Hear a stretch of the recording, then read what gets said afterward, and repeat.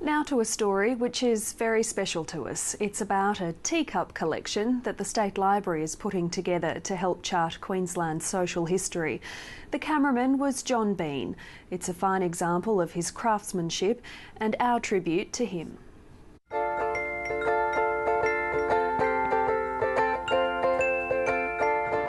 I think tea has become an in thing again. There was an article in a magazine just a weekend or two ago about ladies going to tea parties instead of meeting for a glass of wine. They're meeting for cups of tea now.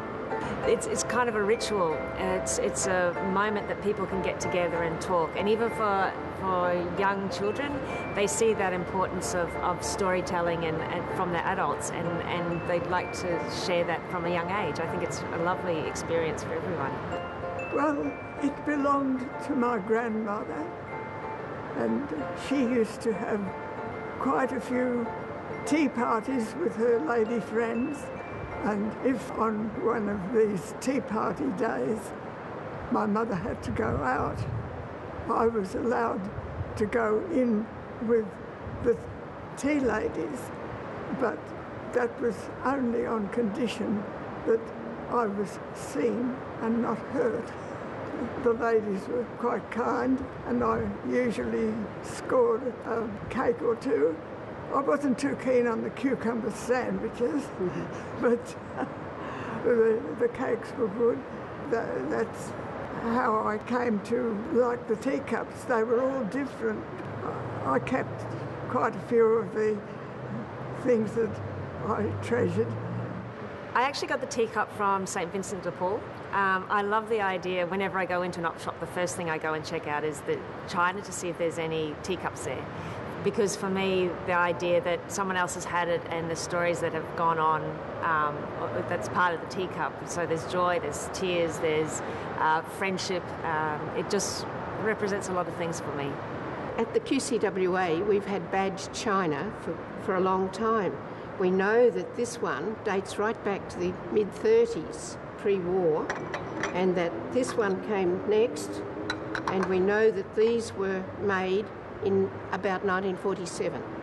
Mainly now badged glassware though, as memorabilia and as merchandising for special occasions like Golden Jubilees.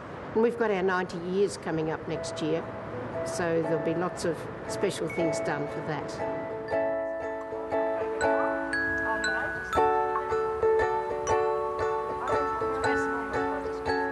I think over the years, sitting around having cups of tea have been a great institution for all sorts of people in social situations.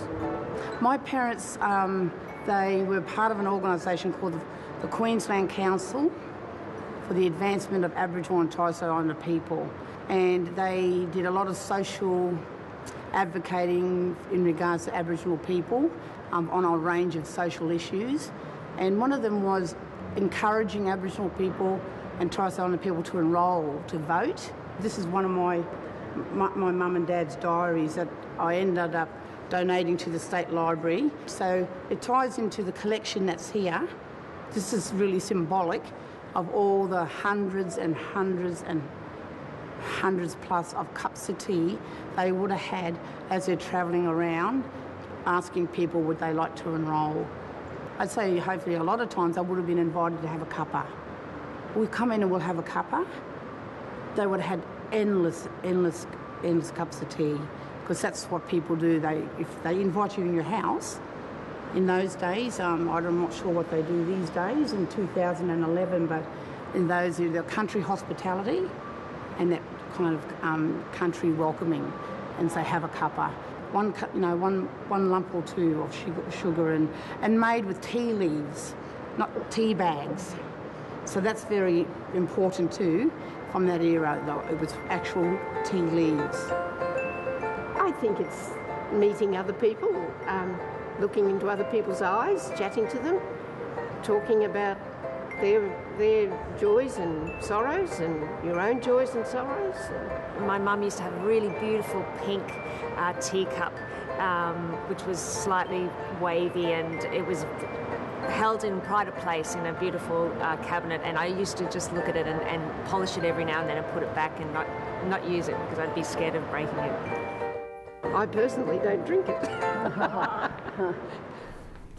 Tina Gertis compiled that report, and if you have a teacup you'd like to donate to the exhibition, please contact the State Library or head to the Tea and Me Facebook page.